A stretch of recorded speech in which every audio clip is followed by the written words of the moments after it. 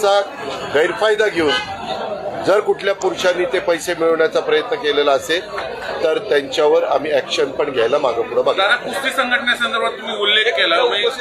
काय प्रॉब्लेम काय तुला प्रॉब्लेम आहे? नाही, मला जे थांबलं मी पाहिजे. मगाशी सांगितलं वाद थांबले पाहिजे दादा. हो वाद थांबले. मीच तेच सांगितलं बाळा, ते वेगळं काही सांगितलं नाही. कुठल्याही क्रीडा क्षेत्रामध्ये दोन दोन संघटना असा वाद नकोय.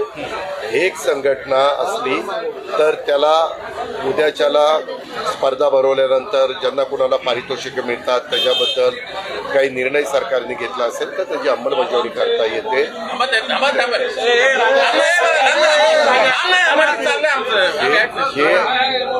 हे त्याच्या संदर्भातलं आहे.